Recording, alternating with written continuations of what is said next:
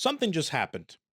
Something big. Capcom Cup, a tournament where only the best of the best compete at the game of Street Fighter 6 for a chance to win $1 million. The biggest prize pool in fighting game history. And for those of you that don't know, there's never been a millionaire in the FGC. I think the biggest prize pool other than this one was $250,000. Maybe 500. So if you guys don't know who I am, my name is Koefficient. I grew this channel on fighting games. I played Street Fighter, Marvel, Injustice, Blaze Blue, Under Night, Grand Blue, you name it. I have been in the FGC for over a decade, starting in Street Fighter 4.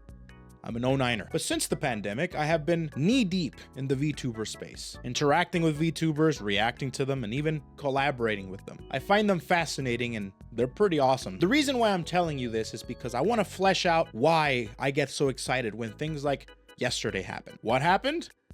Well, if you read the title of the video, you know what happened. My love of fighting games and VTubers collided once again. We've had many examples of how they collide. And for example, CR Cup. Crazy Raccoon Cup is essentially a tournament that takes place in Japan that Hololive VTubers like Botan and Korone play in an invitational tournament with a whole bunch of other content creators from Japan, and they get coached by legendary professional players in the FGC. Daigo, Dogura, Kazunoko, you name it, those are legends, and they were coaching people like Korone and Botan and Kuzuha, Nijisanji ones as well. But this time is a little bit different. A professional Street Fighter 6 player just so happens to be a Hololive fan. Uma is a Taiwanese jury player who qualified in Capcom Cup in November through the Asia East Finals online qualifier. Now, he was playing in Capcom Cup all weekend, and while he was playing yesterday during the finals, I noticed him wearing something very familiar. While he was dominating in Capcom Cup, he was wearing a Mio sweatshirt. My man's a Miofa! And this is where I wanted to kind of tell you guys about my background, because I'm both a Hololive fan, a VTuber fan, and a fighting game fan. So let's talk about the VTuber. Okami Mio is a wolf girl VTuber from Hololive that debuted all the way back in late 2018 under the Holo Gamers branch, with Korone, Okayu, and with Fubuki joining as well. And Mio is a gem. She is the closest thing to a ray of sunshine that you can get. She has a very mature and playful demeanor, and her laughter is just spirit lifting, to say the least.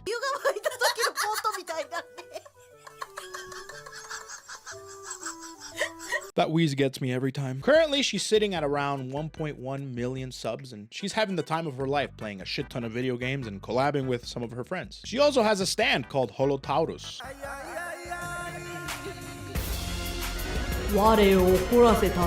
Yup, she has a JoJo reference constantly by her side all the time. And lore-wise, you don't want to fuck with them. So with that being said, let's talk about the hoodie. Well, during her 1 million sub anniversary that happened in around 2022, she released a piece of merch that represents her Holo Gamers model, which has this hoodie look. It's very comfy, it's very casual, very cute.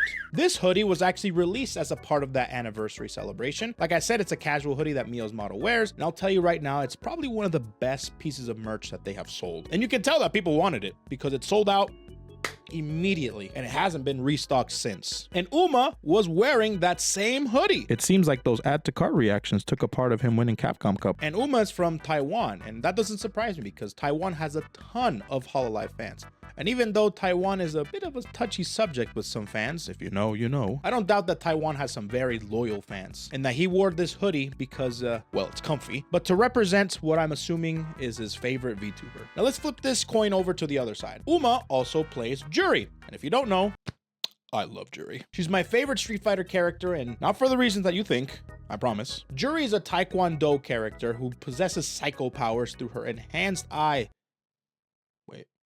that she wears. She's a femme fatale who is the definition of a badass lady that can kick your ass, literally. But she also does a little trolling, you know? She's like a Twitter user. She's the type of person to tweet out that Goku ain't shit compared to other anime characters in the anime-verse for absolutely no reason. Competitively, she's one of the strongest characters in the game. She utilizes the game's mechanic almost perfectly. She has tools to be able to open up the opponent, buttons that can safely poke at the opponent, and if your reactions are good, you can confirm stray hits into resources that help you pressure or even take a good chunk out of their life bar. Oh, it also doesn't help that her outfit in this game is top tier. Overall, this basically creates one of the most popular characters that Capcom has produced. I love this character with a burning passion. I even bought her shoes.